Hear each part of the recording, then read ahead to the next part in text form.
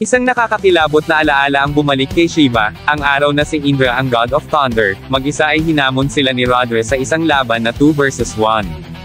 Ngayon, si Indra, mas malakas kaysa dati, ay tinambangan ng dalawang assassin god. Nagsimula ng magpanik ang mga Hindu gods, pero biglang nagsalita si Shiva, binitiwan niya ang mga katagang hindi malilimutan, ang kaibigan nilang si Indra ay hindi matatalo, kahit patambangan ito ng mga kasamahan ni Zokey. Ito ang tatalakayin ko ngayon, kaya kung handa ka na, Teren at simulan na natin. What's up mga Poops, Manga Moto nagbabalik. Record of Ragnarok spin-off, The Apocalypse of the Gods Kabanata 11. Hindi patas. Sa umpisa ng kabanata, bumalik tayo sa eksenang kung saan buong tapang na inanunsyo ni Sun Wukong sa lahat ng mga gods na naruroon na kapag siya ang nanalo sa tournament ng Apocalypse, kakanselahin niya ang paglipol ng sangkatauhan. Biglang nag-init ang buong arena, nagalit ang mga Diyos. Maraming masasakit at hindi kaaya-ayang salita ang ibinato kay Sun Wukong. Hindi nila matanggap ang layunin niyang iligtas ang sangkatauhan mula sa tiyak na kapahamakan. Sa gitna ng kaguluhan, dalawang anino ang tahimik na nagmamasid mula sa dilim. Si Nike, Diyosa ng tagumpay at tagapaglingkod ni Zeus, ay kasama ang kanyang kapatid na si Zelos, ang Diyos ng kompetisyon. Ayon kay Nike, hindi na siya nagulat, kilala raw niya si Lord Zeus, alam na nito na may gulo talagang mangyayari sa tournament na ito. Pinag-usapan din nila ang sinabi ni Sun Wukong, na magiging masaya raw ang mga susunod na mangyayari. Para kay Nike, imposible ang nais ni Sun Wukong, hindi yun basta-basta maipatutupad. Inutusan ni Zelos si Nike na ipunan na ang mga Divine Honor Guards. Para sa kanya, kailangang masigurong tuloy ang Ragnarok. At kung may hawad lang, kahit sino pa man, handa siyang tapusin ito, kahit palabagin niya ang utos ni Zeus. Pero hindi lang si Sun Wukong ang sagabal sa kanila. Samantala, sa mismong palasyo ng Olympus, isang nakakakilabot na tanawin ang bumungad sa atin. Nagkalat ang mga katawan ng mga sundalong walang buhay sa sahig. Nang pumasok pa sila, mas nakapanlulumong eksena ang bumungad, wasak ang mga pader, sira ang mga haligi, at walang senyales kung ano o sinong nilalang ang may gawa nito. Anong klaseng halimaw ang sumalakay sa Olympus? Tanong ni Zelos, habang bakas ang gulat sa kanyang mukha. Bigla, may narinig silang malakas na pagtawa. Sa susunod na panel, makikita si Belial, nakaupo habang nanunood sa isang malaking monitor screen. Ang kanyang pinapanood, ang matinding laban ni Zeus at Cronus. Habang tinitingnan ang mga eksena, nagtataka si Belial. Hindi niya maintindihan kung bakit parang ang kalmado pa rin ng Valhalla. Tuloy lang siya sa panunood, halatang aliw, nasisiyahan siya sa bawat bakbakan.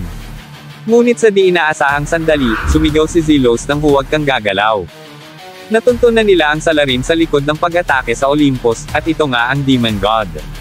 Agad itinutok ni Zelos ang kanyang espada sa kanya, handang lumaban anumang oras. Napalingon si Belial, at may malamig na tanong sa magkapatid. Nasa magandang parte na siya ng palabas. Bad trip siya sa biglaang pangi-istorbo ng dalawa.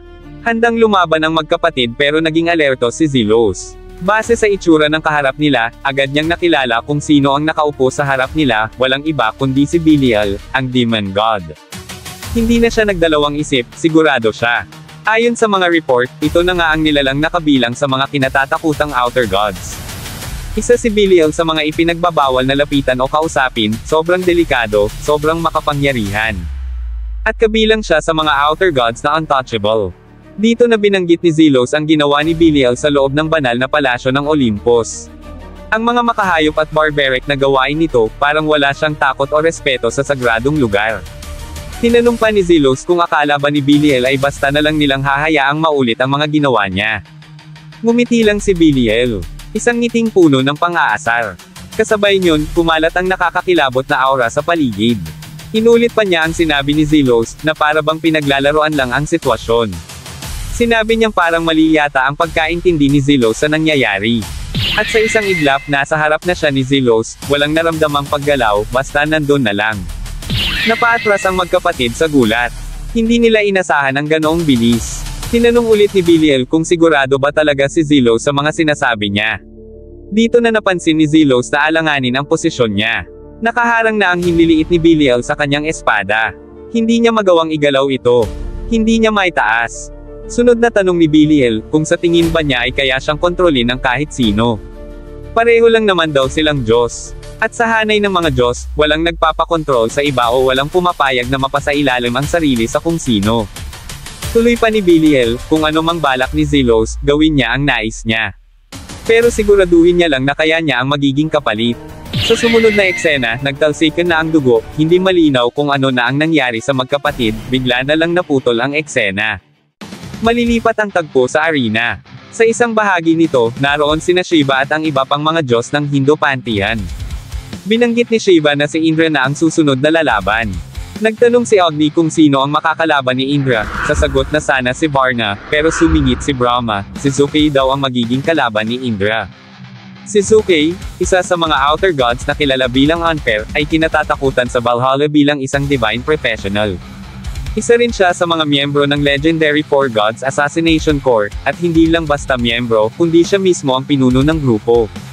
Nagulat si Varna. Napagtanto naman ni Vishnu na ibig sabihin ay hindi pwedeng magpabaya si Indra sa labang yun. Tinanong ni Varna si Shiva kung anong iniisip nito. Pero ang sagot lang ni Shiva, hindi raw niya alam. Sabay-sabay napalingon ang mga kasama niya. Parang di makapaniwala. Sabay sabing, tama na ang pagpapanggap. Huwag silang biruin. Gusto nilang marinig ang seryoso niyang sagot o opinyon. Sinabihan naman sila ni Shiva na huwag maingay. Sa ayaw at sa gusto niya, napilitan siyang magkwento tungkol sa isang mahalagang bakbakan noon, ang laban kay Indra. Pero ang totoo, hindi siya ang lumaban, kundi ang matalik niyang kaibigang si Rudra. Inamin din ni Shiva sa mga kapwa niya Hindu gods na hindi sila talaga naglaban ni Indra. Matagal na raw nang talunin si Indra, ang God of Thunder. Pero ang Indra noon at ang Indra ngayon, siguradong malayo na ang agwat. Kaya kahit si Shiva, hindi na masabi kung gaano na ito kalakas. Isa lang ang sigurado, mas matindi na ito ngayon, walang duda. Napangiti sina Brahma, Varna, Agni, at Vishnu sa narinig. Sabay biro pa ni Shiva, tumahimik na lang sila at panoorin na lang kung paano lumaban ang kaibigan nila. Sa Apocalypse Arena naman, sa lagusan ng mga mandirigma, papasok na si Indra para sa laban niya nang bigla siyang harangin ng isang hindi inaasahang god. Tinanong siya nito, ikaw ba si Indra? Para bang gusto lang nitong makasigurado. Tinignan siya ni Indra at tinanong pabalik, may kailangan ka ba? Ngumiti si Baiho at sinabing alam niyang malapit na ang laban ni Indra, pero bilang isang martial artist, isa itong bihirang pagkakataon, kaya humiling siya ng isang laban. Nagulat si Indra sa biglaang paanyaya. Para kay Baiho, si Vritrahan Indra ay isang kilalang kilala at respetadong mandirigma sa kanilang realm, kaya naman itinuturing niya itong isang bihirang pagkakataon, at hinding-hindi niya ito palalampasan. Tinanong ni Indra ang pangalan ng kaharap na god. Nang ipakilala nito ang sarili, napansin rin niya ang presensyang tila nagtatago sa likuran. Tinanong din ni Indra kung sino iyon. Mula sa dilim ay lumantad ang isa pang Diyos, si Xuanwu. Akala raw niya ay matagumpay niyang naitago ang kanyang killing intent, pero agad siyang binara ni Indra, ang babaw naman daw ng pagtatago ng presensya ni Xuanwu. Biglang sumabat si Baiho, pa-joke pero halatang may halong banta. Hindi makakapaniwala si Zuke kapag nalaman niya ang mga mangyayari rito. Sa tono ng boses ni Baiho at sa kumpiyansang ngiti niya, malinaw, parang tiyak niya na may kalalagyan si Indra sa kamay nila. Sabay hirit pa niya, panahon na para kumilos kaming mga assassin gods. Damaloy ang bigat ng kanilang aura, isang nakakakilabot na presensya mula sa dalawa. Sa kilos pa lang nila, ramdam na ang determinasyong patumbahin si Indra bago pa man ito makarating sa laban. Buo ang tiwala nila sa sarili, siguradong sigurado silang kayang-kaya nila ang God of Thunder. Dagdag pa ni Baiho, kahit anong mangyari, kailangan nilang magtagumpay. Yan ang motto ng apat na assassin gods. Ngumiti lang si Indra. Walang kaba, walang pag-aalinlangan. Biglang naging alerto ang dalawang hamarang sa kanya, tila naramdaman ang pagbabago ng ihip ng hangin. Nakangiting sinabi ni Indra, maganda yang sinabi nyo, sige, simulan na natin. Yari kayo ngayon, akala nyo siguro ganun lang kadali tapatan, ang God of Thunder ng Hindu Pantheon. Sa sumunod na tagpo, nagbubuni ang buong arena. Sigawan, hiyawan, at pag-ugong ng pananibik ang pumuno sa paligid habang ini-anunsyo ni Jarl ang opisyal na pagsisimula ng susunod na round ng Apocalypse match. Hindi na makapaghintay ang mga Diyos sa laban na matagal nilang inabangan. Sa VIP area, ipinakita ang mag-aamang Greek gods. Ang susunod na laban daw, ang Thunder God ng Hindu Pantheon, si Indra, kontra kay Zuke, ang tinaguriang The Unfair. Para kay Hermes, ito ang laban na magandang panoorin. Tinanong ni Ares sa kapatid kung bakit tinawag na unfair si Zuke. Nagulat naman si Hermes at parang hindi makapaniwala, tinanong niya kung seryoso si Ares na hindi niya alam ang dahilan. Nanlaki ang mata ni Ares at sagot niya, alam naman daw talaga niya ang tungkol kay Zuke. Isa pa, siya ang Diyos ng digmaan, kaya tungkulin niyang siguraduhin na malinaw at tama ang lahat ng bagay. Tumungo si Hermes at sinabing mabuti kung ganon. Dagdag pa ni Ares, gaano man ka-unfair si Zuke, sa harap ng libo-libong mata ng mga manunood sa arena, imposibleng makalusot siya sa pandaraya. Hindi siya papayagan ng mismong sitwasyon. Napatawa si Zeus habang pinakikinggan ang usapan ng dalawa niyang anak. Sinabi niya na ang tinatawag nilang unfair ay kilala rin sa bansag na divine professional. Isa raw siyang uri ng nilalang na kapag inutusan, tiyak na matatapos ang trabaho, walang palya. May 100% completion rate at masigasig sa anuman ang ipagawa sa kanya. Gagawin niya ang kahit ano, basta matiyak lang na matatapos ang misyon. Habang lumalabas si Zuke sa arena, isang kakaibang drone na hugis paniki ang biglang lumipad papunta kay Jarl. Parang may ibinubulong ito. Napansin iyon ng mga manunood at nagsimula silang magtanungan. Hindi nila alam kung bahagi ba ito ng laban o may ibang nangyayari. May ilang sumisigaw pa na kung wala naman daw aberya, sana ay simulan na. Ilang saglit lang, mukhang balisa si Jarl at may bigat sa kanyang tinig nang inanunsyo niyang si Lord Indra, na dapat sanang lalaban sa ikatlong laban, ay kasalukuyang nawawala at hindi nila makontak. Nagulat ang lahat, lalo na ang mga Diyos mula sa Hindu Pantheon. Hindi nila alam kung anong iisipin. Dagdag pa ni Jarl, kung hindi pa rin magpapakita si Lord Indra, base sa patakaran ng torneo, madidisqualify siya at si Zuke ang automatikong mananalo sa pamamagitan ng default. Nag-iingay ang buong arena. Nagsimula ng magalit ang mga manunood, may mga sumisigaw, may mga nagmumura. Tila tinatanong ng ilan kung natakot na ba si Indra kaya ito tumakas.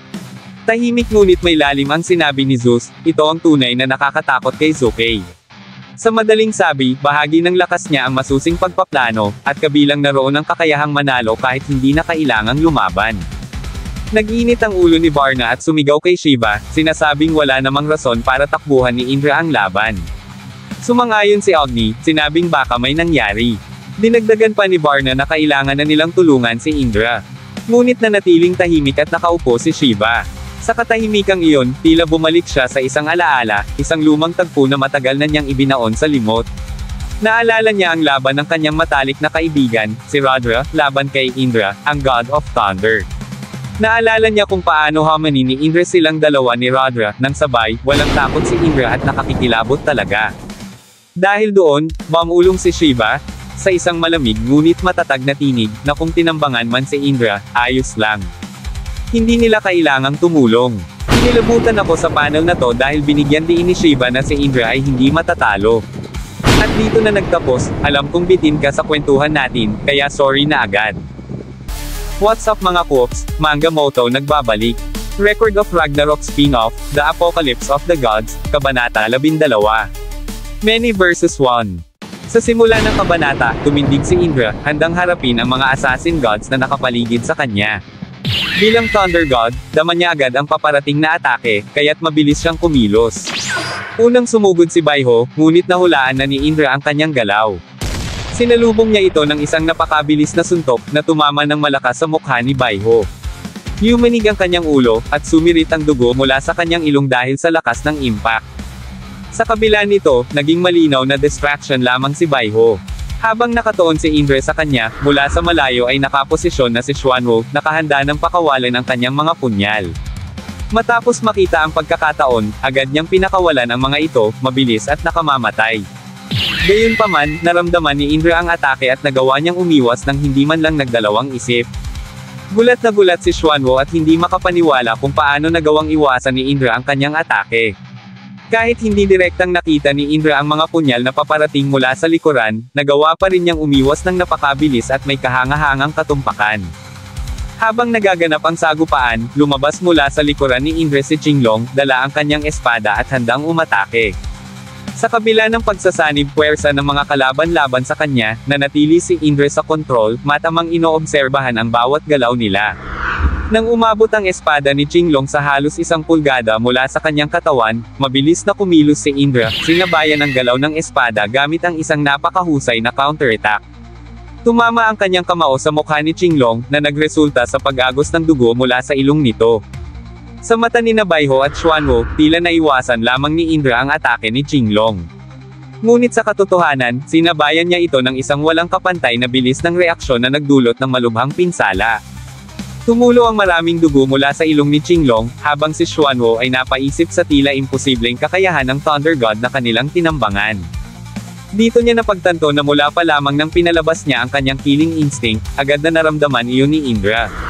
Ang kakayahan ng Thunder God na madama ang presensya ng kalaban, kahit gaano pa ito kaliit, ay malinaw na itinago ni Indra sa kanila. Ang inakala nilang element of surprise mula sa blind spot ni Qinglong ay mistulang walang epekto. Ang pakiramdam at bilis ng reaksyon ni Indra ay higit sa inaasahan, dahilan upang magmistulang walang saysay ang kanilang plano. Napansin ni Qinglong na hindi lamang naiwasan ni Indra ang kanyang atake, kundi nagawa pa nitong mag-counter gamit ang isang napakabilis na suntok. Para naman kay Baiho, malinaw na bihasa si Indra sa one-on-one na laban, isang kakayahang likas para sa isang Thunder God. Sa wakas, napagtanto ni Baiho ang katotohanan, tama ang kanyang hinala. Sanay talaga si Indra sa bakbakan, lalo na't sa Hindu realm, kung saan ang mga matitinding sagupaan ay tila bahagi na ng kanilang araw-araw na pamumuhay. Sa halip na magulat, napagtanto nilang dapat na nilang asahan ang ganitong antas ng kasanayan mula kay Indra. Agad na sinabi ni Qinglong kay Baiho na kailangan nilang baguhin ang kanilang mga plano. Sa obserbasyon ni Qinglong, kahit ginamitan na nila si Indra ng mga biglaan at sorpresa na atake, tila walang epekto ang mga ito. Malinaw na hindi uobra ang kanilang kasalukuyang estratehiya, kaya't kinakailangan nilang mag-isip ng panibagong taktika upang matapatan ang Thunder God. Habang inaayos ni Baiho ang kanyang nabaling ilong, idinagdag niya na may narinig siyang bulong-bulungan na ang agwat ng lakas ng Thunder God na si Indra ay hindi nalalayo sa kapangyarihan ng God of Destruction na si Shiva.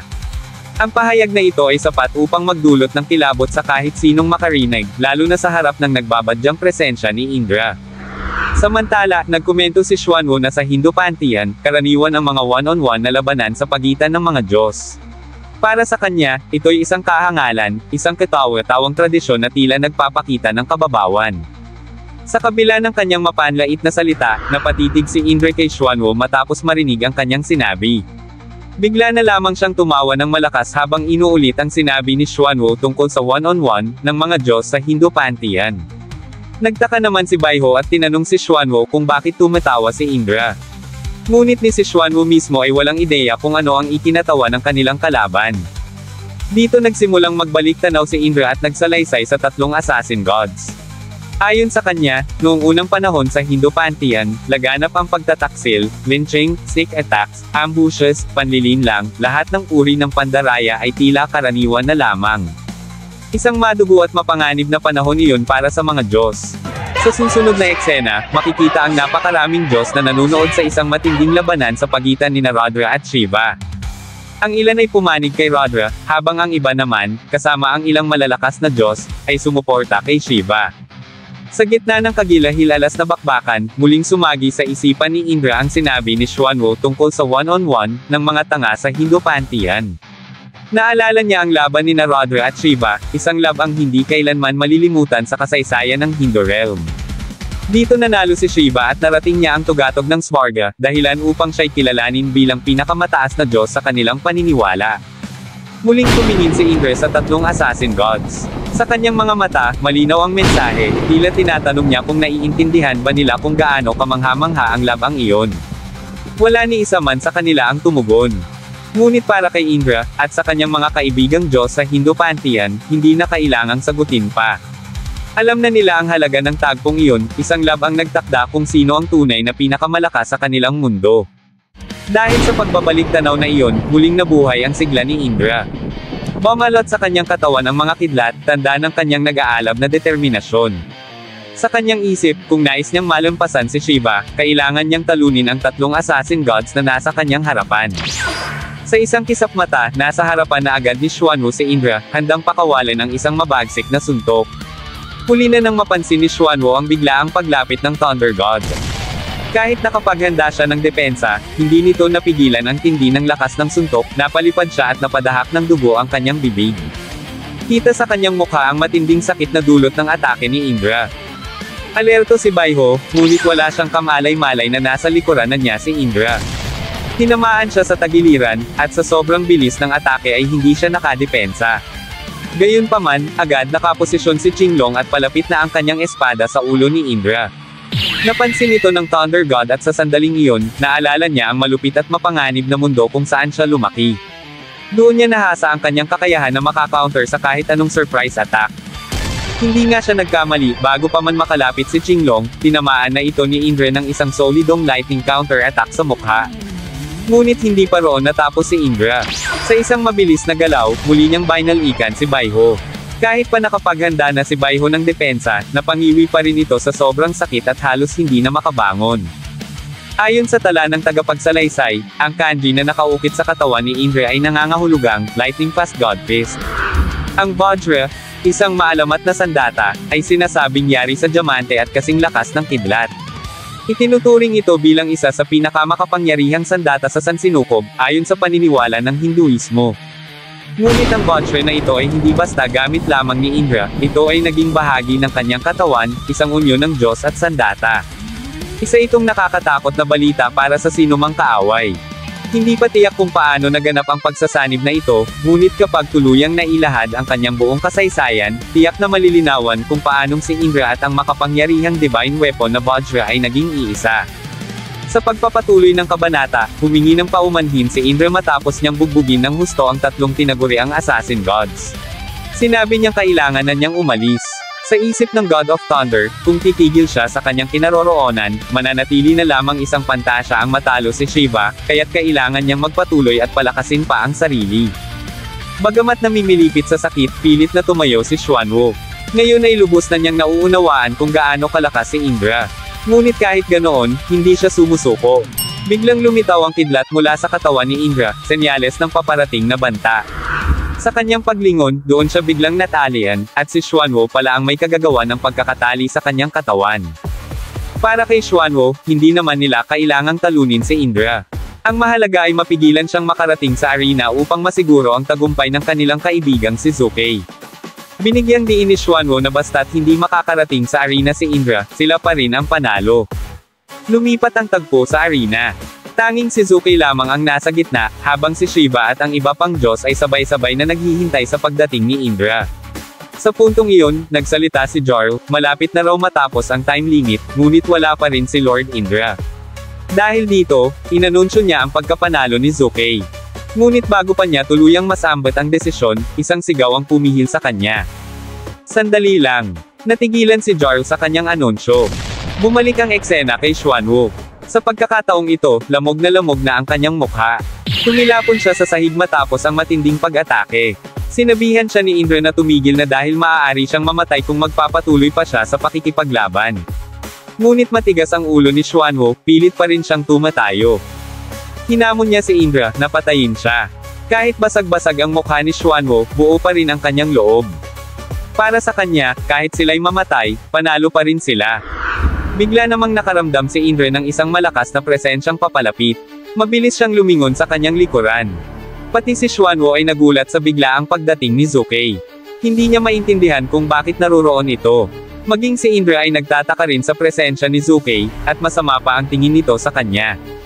Napatanong si Indra, "Anong binabalak mo, Vermilion Bird? Narito ka ba para labanan ako?" Pero para sa kanya, wala naman itong pinagkaiba. Isang laban pa rin ito. Tumugon si Zukei. "Ganyan ka talaga, Indra. Isang mandirigma na lampas sa inaakala ng lahat, tulad ng sinasabi sa mga bulong-bulungan." Habang nakatitig si Zukei sa handang umatake na si Indra, napansin niya ang kalunos-lunos na kalagayan ng kanyang mga kasamahang assassin gods, bagbog sarado sa kamay ng Thunder God. Bigla niyang inilabas ang isang bat drone na may kakayahang mag-live broadcast ng lahat ng makukuhanan nito. Ipinakita nito sa buong arena ang mga kaganapan sa backstage, ang tunay na dahilan kung bakit hindi pa nakalalabas si Indra. Nagalit si Baiho kay Zukei. Sinira raw nito ang kanilang plano at ibinunyag pa ang malagim na sinapit nila sa kamay ng Thunder God sa harap ng lahat. Gulat ang mga Diyos na nanonood, ngayon nila napagtanto na tinambangan pala si Indra. Kaya pala hanggang ngayon ay hindi pa siya lumalabas mula sa kanyang entrance. Ngunit mas lalo silang namangha nang makita si Indra, walang pinsalang natamo at handang lumaban. Napanganga sa pagkagulat ang mga kilala at makapangyarihang Diyos sa eksenang hindi nila inaasahan. Pero hindi pa ito ang katapusan. Ngayon na nagharap na sina Indra at Sookie sa backstage, tila wala nang makapipigil pa sa kanilang laban. Hindi man maunawaan ni Indra ang tunay na dahilan ng pagdating ni Sookie, malinaw kay Sookie ang kanyang layunin, pinuntahan niya mismo si Indra sa backstage, hindi para magsalita, kundi para gulpihin, durugan, at tudukan ang lahat sa isang laban na gustong-gusto ng mga Diyos ng Hindu, isang 1 versus 1. At dito na nagtapos, alam kong bitin ka sa kwentuhan natin, kaya sorry na agad. What's up mga Cooks, Manga Moto nagbabalik. Record of Ragnarok spin-off, Apocalypse of the Gods Kabanata 13. Karanasan at pagsubok, paglago at revolusyon. Sa paglabas ng full chapter 13, agad na bumungad ang matinding tensyon sa pagitan ni Indra at Sookie. Sa likod ng arena, kasabay ng paglalapit ng dalawang makapangyarihang nilalang, isang hindi inaasahang anunsyo ang nagpatigil sa lahat, opisyal nang magsisimula ang kanilang laban. Nagulantang ang mga Diyos na nanunood.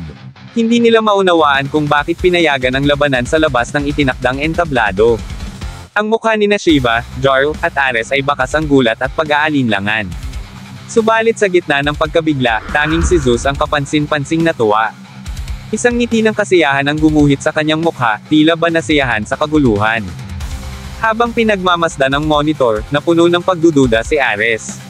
Agad niyang hinaila si Hermes at itinuro ang screen, pilit hinahanap ang paliwanag sa nangyayari. Naguguluhan ang lahat, nagtatanungan kung saan na nga ba napunta si Indra, iyon pala, nagpa siya itong makipagbakbakan sa isang hindi tiyak na lugar. Samantala, ang mga kaibigan ni Sookie ay tila may lihim ng plano. Bago pa man magsimula ang laban sa arena, malinaw na may tangkang palihim na atakihin si Indra, isang hayagang pandaraya sa paningin ni Ares.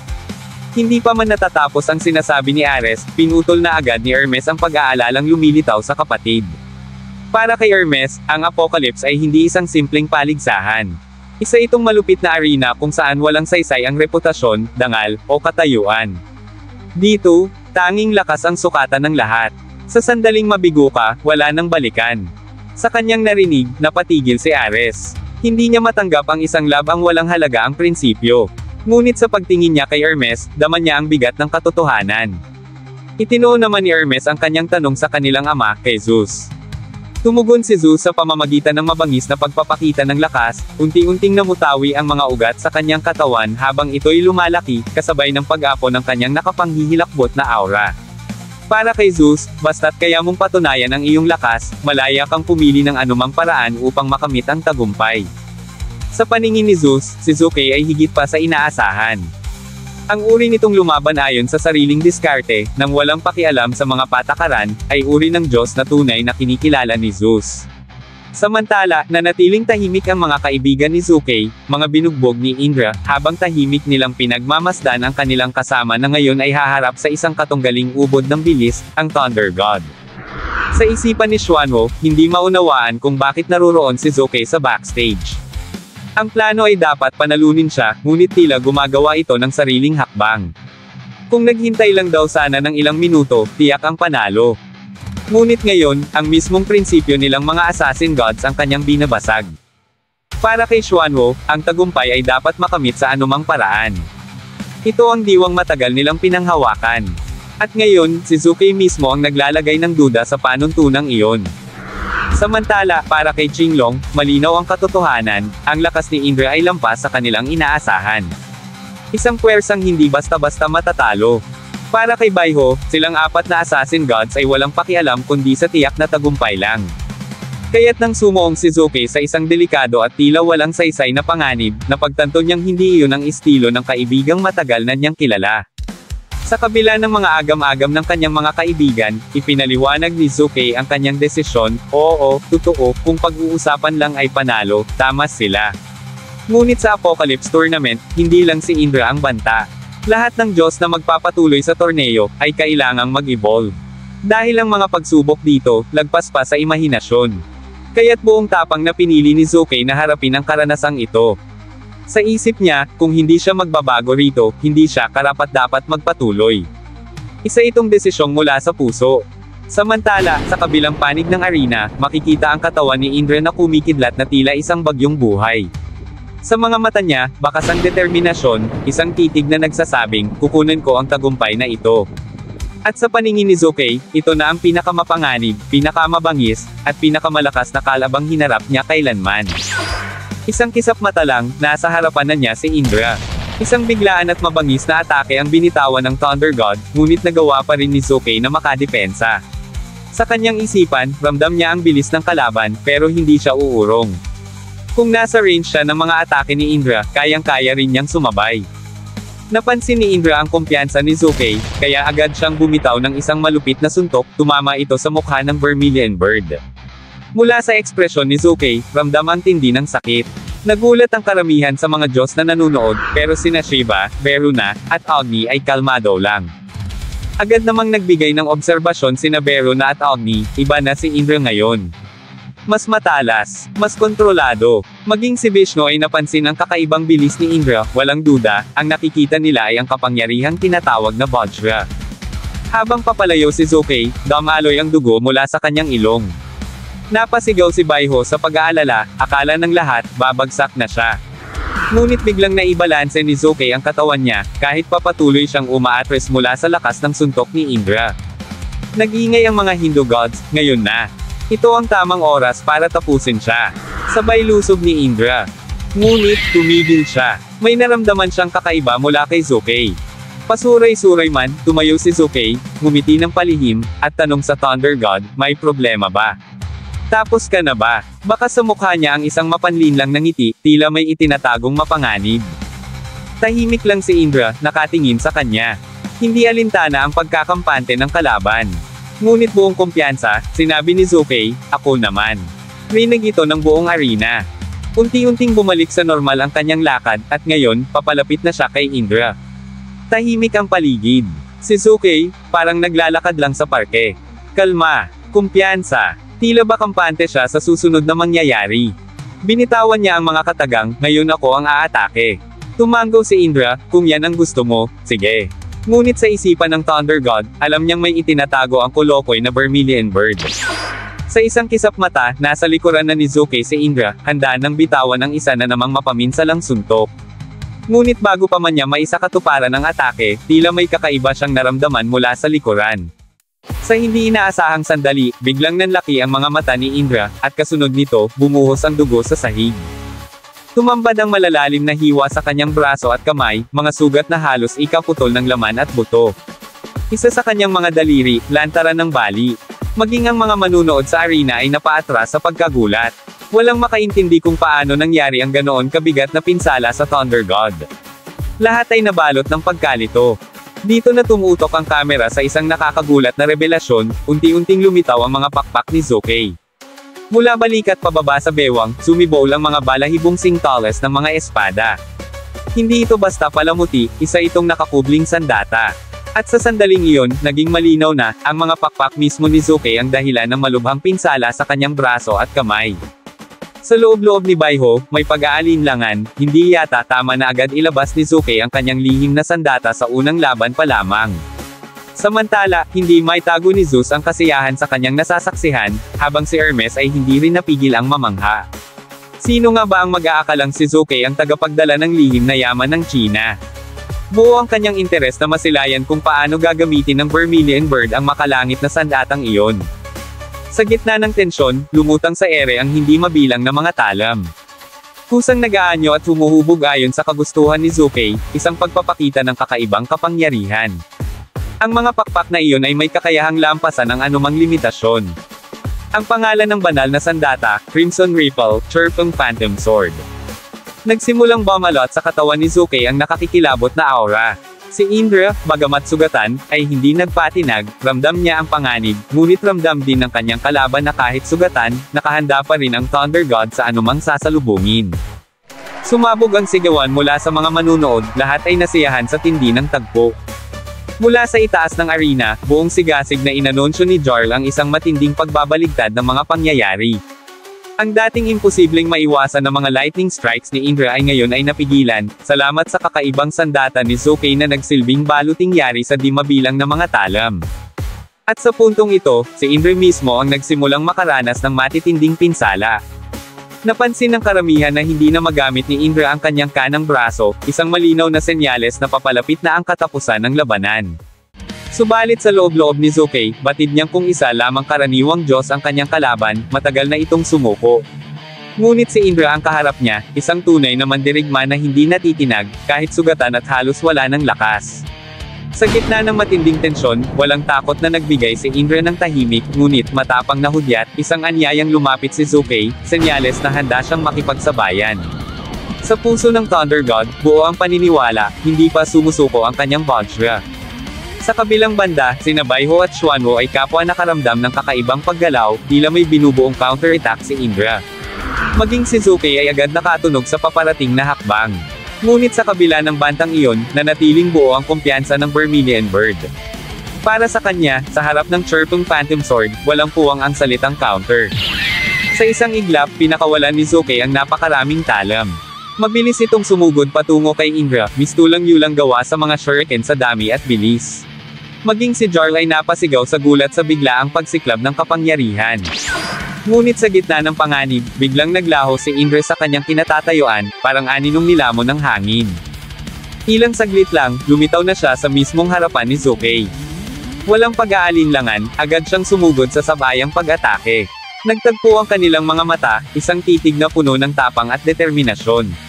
Ngunit sa gitna ng labanan, biglang napansin ni Indra ang hindi niya inaasahan, habang nakapokus siya sa pagsabay sa atake ni Sukey, tinatamaan na pala siya sa likuran ng mga talon mula sa banal na sandata ng Vermilion Bird.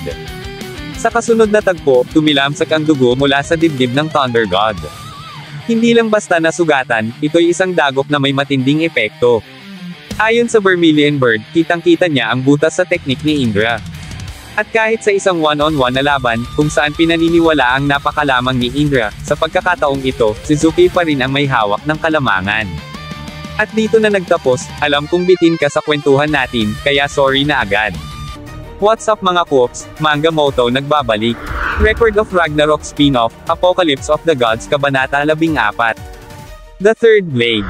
Sa simula ng kabanata, ipinakita sa atin ang malalawak at marangyang realm ng Sukabati, Eden, Olympus at Takamagahara, mga lugar ng kagandahan, kasaganaan, at katahimikan. Dito naninirahan ang mga Diyos na may mataas na antas, malayo sa kaguluhan ng ibang mundo. Kahit sa homeland ng apat na assassin gods, ang tirahan ng Chinese pantheon, naroon din ang ilan sa mga pinakamakapangyarihang Diyos, partikular sa kabisera na tinatawag na Shangdi, isang lugar ng kapangyarihan at karangyaan. Ngunit sa kabilang panig ng mundong ito, matatagpuan ang Moryo Town, isang madilim, siksik, at marahas na sulok ng kalangitan kung saan nagsisiksikan ang mga Diyos na mababa ang ranggo. Sa lugar na ito, tanging lakas at kalupitan ang pamantayan para mabuhay. Walang katahimikan. Tanging patayan, gutom, at pakikibaka ang namamayani araw-araw.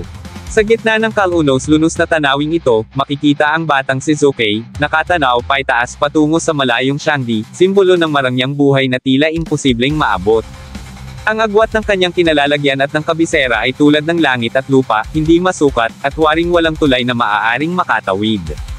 Sa isang iglap, isang tinig ang narinig sa kanyang likuran, isang hindi pamilyar na presensya. Nang lingunin niya ito, bumungad ang Diyos ng salot, si Gyakoki, kasama ang dalawa niyang tauhan. Mapanuyang sinabi ng Diyos na ngayon lamang niya nakita ang mukha ng batang si Sukey, kasunod ang paalala sa patakaran ng Moryo Town, ang mahihina ay kailangang sumunod sa malalakas. Walang sino man ang ligtas sa batas na iyon. Ngunit sa halip na matakot, isang nakakagulat na tugon ang narinig mula kay Sukey, nagustuhan niya ang patakaran. Isang sagot na walang alinlangan, puno ng tapang. Dahil dito, nagngit-ngit sa galit si Gyakoki. Walang pasintabi, sinalakay niya si Sukey at inutusan ang mga tauhan niyang sumama sa pag-atake. Ngunit hindi basta-basta susuko si Sukey. Kahit bata pa, handa siyang lumaban, hindi para manalo, kundi para hindi yurakon. Sa gitna ng bakbakan, nanunood mula sa itaas sina Baiho, Xuanwo, at Qinglong. Namangha si Baiho sa tapang ng batang dayo, habang si Qinglong naman ay nag-aya ng pustahan kung sino ang mananalo. Ngunit may ibang plano si Baiho. Nang mapuwersa ni Gyakoki si Sukey at tangkang durugan ito, biglang dumating ang sipa ni Baiho sa mukha ng Diyos ng salot, isang biglaang paglusob na nagpatigil sa lahat. Nabitiwan ni Gyakoki si Sukey, ngunit ang kasunod ay mas malupit, nag-alboroto ang Diyos ng salot at binugbog silang lahat ng walang awa. Galit na galit nitong ipinahayag na ang mga tulad nila ay walang saysay sa lugar na iyon. Basura, at mananatiling basura. Pag-alis ni Gyakoki, agad na nagtanong si Zuke sa tatlo, bakit nila siya tinulungan. Ngunit ang sagot ni Baiho ay diretso, hindi ka namin tinulungan. Sumingit si Xuanwo at inamin na matagal na nilang kinamumuhian si Gyakoki, at sinamantala lang nila ang pagkakataon para gumanti. Wala raw iba pang dahilan. Napangiti si Zuke. May kung anong nagustuhan siya sa kanilang mga sagot, hindi ito pakunwari, kundi totoo. Kaya't agad niyang inaya ang tatlo na sumama sa kanya. Nabigla ang tatlo sa kanyang alok, at sabay-sabay silang napatingin sa kanya ng may pagtataka. Sa muling pagtindig ni Zuke, muling inulit ang paanyaya, tara na. Hindi pa rin makapaniwala si Baiho at agad na nagtanong kung saan ba sila dadalhin ng batang ito. Doon sinabi ni Zuke, na sa kanyang pagkakabugbog, natutunan na niya ang galaw at diskarte ng kanilang mga kalaban. Hindi nakasagot agad sina Baiho at Xuanwo, tila natulala. Ngunit bago pa sila makapagsalita, muling hinarap ni Zuke si Gyakoki, at sa isang iglap, sinalubong niya ito ng mabagsik na suntok, durog ang mukha ng Diyos ng salot bago pa ito makabawi. At dito, ipinaliwanag ng tagapagsalaysay ang katotohanan, si Zuke ay hindi ordinaryong Diyos. Mula pa sa simula, malinaw na naiiba siya sa nakasanayan sa langit. May kakaiba sa kanyang presensya. At unti-unting nauunawaan ni Baiho, Xuanwo, at Qinglong na kung sasama sila kay Zuke, marahil madadala sila sa mga lugar na kailan may hindi nila inakalang mararating, hindi lang palabas ng Moryo Town, kundi hanggang sa rurok ng buong kalangitan. Parang kabaliwan kung pakikinggan, pero sa puso nila, alam nilang totoo. Sa pagbabalik sa kasalukuyan, sabay na umatake sina Zuke at Indra. Sa kanilang salpukan, si Indra ay agad tinamaan ng isang matinding hiwa, mula balikat pababa sa kanyang dibdib hanggang tiyan. Halata sa kanyang mukha ang matinding kirot. Habang napangiti si Baiho sa kanyang nasaksihan, ang iba pang mga Diyos ay nanatiling hindi makapaniwala. Nabigla silang makita na nagawang makapinsala ni Zuke ng malubha sa Thunder God. Ngunit sa kabila ng sabayang bilis at lakas ni Indra, hindi siya nakapag-iwan ng anumang pinsala kay Zuke, isang malinaw na patunay na ibang antas ang pakikipaglaban ng Vermilion Bird. Muli, naging alerto si Zuke. Ramdam niya ang panganib na dala ng kaliwang kamao ni Indra, isang bahagi ng katawan na, bagamat sugatan na ang iba, ay nananatiling delikado at hindi dapat maliitin. Sa kanyang paningin, kabisado na niya ang mga galaw at estilo ng Thunder God. Agad niyang kinontrol ang mga shuriken na nakabaon sa likuran ni Indra pabalik sa kanya, na lalo pang nagpalala sa sakit na nararamdaman ng Thunder God. Ayon kay Jarl, ang bilis ay siyang sinasabing pangunahing larangan ni Indra. Ngunit ang bilis na iyon ay tila nawala sa domain ng Thunder God, dinurog ni Zuke ang kanyang Godspeed ng walang kahirap-hirap. Dahil dito, napatayo ang maraming Diyos, habang si Shiva ay hindi napigil ang mapawisan sa nasaksihan. Sa pagpapatuloy ni Jarl, ipinahayag niyang ang ganitong uri ng lakas ay hindi na ordinaryo, ito ang tunay na kapangyarihan ng pinuno ng apat na assassin gods, si Zuke. Habang ang iba ay manghang-mangha, si Zeus ay napatawa sa tuwa. Lalong naging interesante para sa kanya ang laban. Totoo nga raw ang mga bulong-bulungan, ang Crimson Ripple Chirpung Phantom Sword ni Zuke ay isang makalangit na sandata na hindi dapat baliwalain. Mula naman sa obserbasyon ni Hermes, ang mga shuriken na unang naiwasan ni Indra ay bumalik at tumama sa pangalawang pagkakataon. Isa itong teknik na mahirap iwasan lalo na kung ngayon mo palang ito nakaharap. Sa paningin ng isang bihasa, malilinaw ang galaw nito, ngunit sa isang baguhan, halos imposibleng makita agad ang panganib. Ngunit hindi rin makapaniwala si Baruna. Para sa kanya, imposibleng tamaan si Indra ng ganitong uri ng atake. Napakabilis nitong gumalaw. Tila may mali. Habang si Shiva ay nagsisimula na ring magduda. Hindi ito ang Indra na kilala niya, hindi ito ang mandirigmang sanay sa matagalang sagupaan. Lalo na ngayon, kung susuriin mula sa malapitan, halos maputol na ang kanang braso ni Indra, bukod pa sa malalim na hiwang nagmumula sa kanyang balikat pababa sa tiyan. Samantala, tahimik na pinagmamasdan ni Zuke ang kanyang kalaban. Hindi niya moari kung paano pa ito nakakatayo. Alam niyang lamang siya, ngunit hindi siya magpapabaya. Sa kanyang isipan, ang laban ay hindi pa tapos hanggat hindi ito tuluyang bumabagsak. Muli niyang inihanda ang kanyang mga shuriken at hinagis ito, desidido siyang tapusin ang laban. Ngunit sa pagkakataong ito, naramdaman na ni Indra ang panganib. Sa isang kisap mata, naglaho siya sa kanyang kinalalagyan at agad nakalipat sa likuran ni Zuke, handa na sanang umatake. Ngunit hindi pa rin siya ligtas. Tinamaan muli si Indra ng isa pang shuriken, ngayon ay sa binti, dahilan upang mawalan siya ng bilis. At sa puntong ito, hindi na maitatanggi ang katotohanan, lubos nang nabasa ni Zuke ang mga galaw ni Indra. Umabot na sa sukdulan ang pagkagulat ng mga Diyos. Si Jarl at ang iba pa'y napanganga sa kanilang nasaksihan. Ayon kay Ares, tila hindi na magagamit ni Indra ang kanyang bilis, lalo na't may tama na ang isa niyang binti. Maging si Indra ay nalilito. Hindi niya maunawaan kung paanong ang mababagal na shuriken ni Zuke ay patuloy na tumatama sa kanya. Itinanong ni Varuna kung posible kayang napagod na si Indra dahil nakipaglaban pa ito sa 3 kalaban bago si Zuke. Ngunit mabilis itong pinabulaanan ni Brahma. Hindi raw iyon ang dahilan. Para sa isang tulad ni Indra, lalo pang lumilitaw ang tunay na lakas habang tumatagal ang laban. Sa bawat segundo, lalong tumatalas ang kanyang pandama, at mas tumitindi ang bawat galaw. At dahil dito, mas ramdam ni Brahma na may mali talaga sa laban. Si Hermes naman ay tila napagtanto na ang nangyayari. Alam niyang sa teorya, imposible ito. Ngunit sa harap ng kanyang mga mata, ang imposibleng iyon ay nangyayari. Nang tanungin siya ng kapatid na si Ares kung ano ang napansin niya, tumigil sa pagbulong si Hermes. Ipinahayag niya ang kanyang obserbasyon, may isang simpleng estratehiya si Indra para manalo, isang teknik na binubuo lamang ng 2 elemento, paggalaw at pag-atake. Sa tulong ng kanyang pambihirang bilis, agad siyang nakalalapit sa kalaban upang mapasok ang saklaw ng labanan. Mula roon, ginagamit niya ang parehong bilis, hindi lamang para umatake, kundi para makaiwas at makabawi. Kahit siya pa ang huling umatake, lagi niyang nauunahan ang kalaban sa pagbibigay ng pinsala. Pinino niya ito, pinatibay, hanggang sa maging halos perpekto, isang teknik na sinusuportahan ng purong lakas. Ngunit sa gitna ng paliwanag ni Hermes, ipinahayag ng tagapagsalaysay ang isang napakahalagang katotohanan. Sa mismong sandaling si Indra ay lumilipat mula sa napakabilis na paggalaw patungo sa pag-atake, sa manipis na pagitan ng 2 aksyon, naroon ang butas. Isang sandaling si Indra ay hindi perpekto. At sa butas na iyon, doon nakita ni Zuke ang kahinaan ni Indra.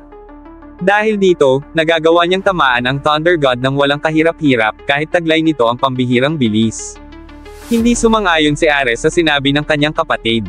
Para sa kanya, kahit may maliit na agwat sa pagitan ng paggalaw at pag-atake ni Indra, imposibleng tamaan ito, lalo na't napakabilis ng Thunder God. Ngunit sa gitna ng pagtatalo, sumingit ang kanilang ama, si Zeus. Para sa kanya, kahinaan man o hindi, kahit isang iglap lang ang butas sa teknik ni Indra, kung tama ang tiyempo, sapat na iyon upang sirain ang buong balanse ng kanyang estilo. At iyon mismo ang nangyayari ngayon sa harap nila. Habang pinagmamasdan ang laban, unti-unting napagtanto ng mga kaibigan ni Zuke, at maging ni Zeus, na baka nga masyado nilang minamaliit ang Vermilion Bird. Kung si Zuke ay kayang tamaan ng halos imposibleng kahinaan na iyon, marahil, hindi siya ordinaryong kalaban. Sa puntong iyon, isang kakaibang simoy ng hangin ang unti-unting umiikot sa paligid ni Indra, isang bagay na agad napansin ni Zuke. Tila may binubuong bago. At doon, tahimik na inamin ni Indra sa sarili na isa siyang napakalakas na katunggali. Ngunit habang pinagmamasdan ni Zuke ang kalagayan ng Thunder God, halos lupaypay, duguan, at hirap ng gumalaw, tila ba may tanong pa rin sa kanyang isipan. Bakit may ngiti pa rin sa lobby ni Indra? Isang kumpiyansang hindi naaayon sa kanyang pisikal na kalagayan. Sa kabila ng mga sugat, sa kaloob-looban ni Indra, alam niyang wala na siyang sapat na lakas upang patumbahin si Zuke. Wala na siyang ibang pagpipilian, kundi gamitin ang teknik na matagal na niyang itinatago, ang kanyang pangatlong atake, ang Third Blade. Nararamdaman ni Zuke ang kakaibang presensya na bumabalot kay Indra. Alam niyang ito na ang huling bugso ng Thunder God. Isang ataking hindi lamang malakas, kundi nakakakilabot. Sa malalayong upuan ng arena, may mga palihim ng ngiti ang mga Hindu gods. Alam nila kung anong teknik ang binubuo ni Indra, at alam rin nila kung sino ang orihinal na pinuntirya nito. Isa itong sandatang nilikha para pabagsakin ang isang partikular na Diyos noon, at hanggang ngayon, hindi pa ito naisa sa publiko. Ito ang muling alas, ang teknik na hindi pa kailanman nakita ni Zuke. At ito rin ang sandaling maaaring bumaliktad ang lahat. Habang nanonood, tila may ideya na si Xuanwo kung ano ang isusunod ni Indra. Si Qinglong naman ay tahimik na umusal, ang nalalapit na banggaan na ito, ang siyang magpapasya kung sino ang mananatili sa laban. Para kay Baiho, kahit wala siyang alam sa teknik na iyon, buo ang tiwala niya sa kanilang pinuno. Hinding-hindi raw dapat maliitin si Zuke. Sa huling panel ng kabanata, pinagpapawisan ng matindi si Zuke. Ramdam niya ang napipintong panganib, isang bagay na hindi niya pa nararanasan. Samantalang si Indra, kalmado lang ang anyo. Hindi nanginginig, hindi natatakot, at sa gitna ng katahimikan. Ngayon, inilalabas na ni Indra ang kanyang huling alas. Isang teknik na pinaghalong bilis, puwersa, at pagkawasak, ang Lightning Fast, Indestructible God Fist, na siya mismong tinawag na Vajra Astra. At dito na nagtapos, alam kong bitin ka sa kwentuhan natin, kaya sorry na agad. What's up mga Cooks, Manga Moto nagbabalik. Record of Ragnarok spin-off, Apocalypse of the Gods Kabanata 15. We can still go higher. Sa pagpapatuloy ng kabanata, naghahanda si Indra upang pakawalan ang kanyang pinakamakapangyarihang atake, ang Vajra Astra. Samantala, nakapwesto na rin si Zuke sa matatag na depensa, nakahanda para salubungin ang pag-atake ng Thunder God. Sa kanyang isipan, tiyak niyang malalampasan niya ang hadlang na ito, ang paglamon kay Indra sa laban ay magiging hakbang upang maitaas pa ang kanyang sariling lakas. Ngunit bigla siyang nakaramdam ng masama. Sa isang iglap, nawasak at naputol ang kanyang kanang braso, isang pangyayaring hindi niya maipaliwanag. Litong-lito siya, sapagkat alam niyang kaya niyang mag-counter sa anumang uri ng pag-atake. Subalit sa hindi niya namalayan, bigla nang nasa kanyang likuran si Indra. Sa katotohanan, ang naranasan ni Zuke ay isa sa mga hiwaga ng kanyang sariling kakayahan, ang bahagyang masilip ang hinaharap sa pamamagitan ng sukdulang konsentrasyon ng kanyang isipan. Ngunit sa nakita niya, ang kanyang sariling kapahamakan mula sa mga kamay ng Thunder God, napamulagat siya, nanlumo, at nabalot ng malamig na pawis. Ipinahayag ng tagapagsalaysay na taglay ni Zuke ang pambihirang talas ng pag-iisip at obserbasyon. Sa matinding labang ito laban kay Indra, lalo pa itong tumalim at nahasa. Gayunpaman, hindi niya nakita kung paano eksaktong naputol ang kanyang braso. Sa gitna ng kanyang pagkalito, inalis niya ang kanyang divine weapon na nakabalot sa mga braso, at sa ilang saglit, isang bagong anyo ang umusbong, ang Phoenix Wing Dragon Slaying Sword. Para sa kanyang mga kaibigan, ang pagbabagong ito ay malinaw na hudyat, ito ang sukdulang anyo ng kanyang divine weapon. Ngunit sa halip na kaginhawaan, kaba at pangamba ang bumalot sa kanila. Batid nila ang katotohanan, kapag ginamit ni Zuke ang formang ito, hindi na siya nagtataglay ng anumang depensa. Noon pa man, tanging ang tulong ng kanyang mga kasama ang nagsisilbing pananggalang tuwing pinapakawalan niya ang huling forma ng kanyang divine weapon. Ngayon, gagamitin niya ito ng nag-iisa, at malinaw sa lahat, isang ataking handang ibuwis ang sariling buhay ang kanyang isasagawa. Samantala, inilalarawan ng tagapagsalaysay ang panganib na kinakaharap ni Zuke. Ang susunod na pag-atake ni Indra, ang tinatawag na Third Blade, ay imposibleng maiwasan. Sigurado siyang mawawasak ang malaking bahagi ng kanyang katawan, partikular na ang kanyang kanang tagiliran, at tiyak na ikamamatay niya. Ang teknik na ito ni Indra ay nilikha upang talunin ang isang nilalang na minsan nang nakapagpabagsak sa kanya gamit ang parehong pamamaraan. Inialay niya rito ang lahat ng kanyang bilis, hindi na iniisip ang distansya o pag-iwas, ibinuhos niya ang lahat sa purong kapangyarihan. Subalit kapalit ng nakapangangilabot na lakas, at upang mapigilan ang hindi makontrol na bilis na hinihingi ng teknik, ang kanyang katawan mismo ang kailangang magsakripisyo at masira. Mula pa noon, hindi pa kailanman naging ganap ang teknik na ito, sa bawat paggamit ay matindi ang pinsalang idinudulot kay Indra. Gayunman, batid ni Zuke na kahit hindi pa perpekto ang atake nito, ang Third Blade ay umangat na tungo sa isang antas na kayang lumipol ng sinuman sa isang iglap. Subalit hindi siya uurong. Para sa Vermilion Bird, handa niyang salubungin ang Third Blade. Kung hindi niya kayang umiwas o dumipensa, gagamitin niya ang buong lakas upang tapatan ito sa pamamagitan ng isang matatag na counter-attack. Buo ang kanyang loob, at sa sandaling iyon, naniniwala siyang wala ng imposible. Samantala, nakatuon ang mga mata ng lahat ng Diyos sa labanang ito. Ramdam ang kaba at bigat ng tensyon, kahit ang mga makapangyarihang Diyos ay pinagpapawisan, hindi matiyak kung sino ang mananaig sa huling sagupaan. Sa paligid ni Indra, naglalabasan ang napakaraming kidlat na humahalo sa malalakas na bugso ng hangin. Unti-unting natatakpan ng alimpuyo ng kulog at hangin ang kanyang buong katawan. Ngunit nang masipat ni Zuke ang anyo ni Indra, tila may bumangoong pagdududa sa kanyang isipan. Ang Thunder God ay animoy hirap at pabagsak, tila ba wala ng lakas ang natitira. Ang kanyang kanang braso ay tuluyan ng hindi magagamit, at maging ang kaliwa ay halos hindi nalalayo sa isa. Hindi masukat ni Zuke kung anong klaseng atake pa ang mailalabas ng isang katawang halos wasak na. At dito nagsimula ang tanong sa kanyang sarili, ito na ba ang sukdulang lakas ng Thunder God, o may nakatagong panganib pang hindi niya nakikita? Sa isang iglap, sumulpot si Indra sa harapan ni Zuke at pinakawalan ang third blade, ang Trachakadga. Isang nakamamatay na sipa na nag-uumapo sa kapangyarihan ng kidlat ang pabagsak patungo kay Zuke. Ngunit hindi siya umatras, sinalubong niya ito ng isang perpektong counter-attack. Sa sandaling iyon, nagsalubong ang dalawang pinakamalakas na puwersa, ang bilis at bagyong dala ni Indra laban sa walang takot na pagtutol ni Zuke. Isang nakakikilabot na kidlat ang gumuhit at dumagundong, kasabay ng pagtilamsik ng dugo sa ere. Biglang natahimik ang lahat ng Diyos na nakamasid sa nakalutang na screen. Wala silang masilayan sa kapal ng hangin at alikabok na bomb-alot sa eksena, maging ang drone na paniki na sumasagap ng live footage ay hirap makakuha ng malinaw na tanawin ng labanan. Nang tuluyang hamupa ang malakas na hangin, nasilayan ng lahat ang dalawang Diyos, nakatalikod sa isa't isa, kapwa hindi gumagalaw. Napabulong si Jarl, nagtataka kung ito na ba ang huling yugto ng sagupaan. Sa katahimikan, parehong nag-aabang sina Zuke at Indra kung sino ang unang babagsak. Maya-maya'y bumungad ang malalang pinsala ni Zuke. Ang kanyang kanang balikat ay lubhang lumubog, doon tumama ang nakamamatay na third blade. Halos matanggal ang kanyang braso, at ilang sandali pa'y bumulwak ang dugo mula sa kanyang bibig. Unti-unting lumaylay ang kanyang kanang braso, tuluyang nawala ng gamit. Sa kalunos-lunos na kalagayang iyon, napasigaw ng pag-aalala ang kanyang mga kaibigan. Doon niya napagtanto ang kanyang pagkakamali. Ang inaakala niyang perpektong counter-attack ay nauwi sa kabiguan. Sa mismong sandali ng kanilang sagupaan, naisingit ni Indra ang isang napakahusay na galaw, bahagyang inilihis ang anggulo ng third blade upang iwasan ang tuwirang sagupaan. Dahil dito, nabigo si Zuke na may patama ng buo ang kanyang counter-attack, at nagawa ni Indra na malinis na patamaan siya sa balikat. Para kay Zuke, isang kamangha-manghang teknik ang ipinamalas ng Thunder God. Tinanggap niya ang malalang pinsala ng may dangal, ngunit kasabay nito'y unti-unting nagkalas-kalas ang kanyang divine weapon, senyales na hindi na niya ito kayang kontrolin. Wala nang lakas na natira para ipagpatuloy pa ang laban. Natigilan ang kanyang mga kaibigan, walang magawa sa bigat ng kanilang nasaksihan. At kahit wala nang lakas, sa kanyang alaala ay nakaukit na ang espesyal na atake ni Indra, ang third blade.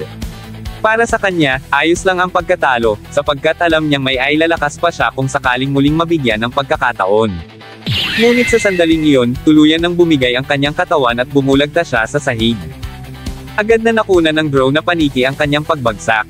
At dito na inanunsyo ni Jarl ang pagtatapos ng laban, ang ikatlong sagupaan ng Apocalypse Tournament ay natapos na, at ang nagwagi ay walang iba kundi ang Thunder God na si Indra. Pag-alis ni Indra mula sa pinagdausan ng labanan, sinalubong siya ni Shiva at iba pang mga Diyos. Agad na binanggit ni Shiva na muntik na siyang mabigo sa labang iyon. Para naman kay Brahma, bagamat halos natalo si Indra, nakahanap pa rin siya ng natatanging paraan upang manalo sa gitna ng laban, isang bagay na kapuri-puri. Sumang-ayon si Indra, ngunit idiniin na kung hindi laban sa isang kasing lakas ni Zuke, tiyak na hindi tatama ang kanyang atake. At sa huli, mariing sinabi ng Thunder God na hindi siya mahilig sa walang saysay na papuri, ngunit buong puso niyang ipinagmamalaki ang pagkakataong makalaban ang Vermilion Bird. At dito na nagtapos, alam kong bitin ka sa kwentuhan natin, kaya sorry na agad.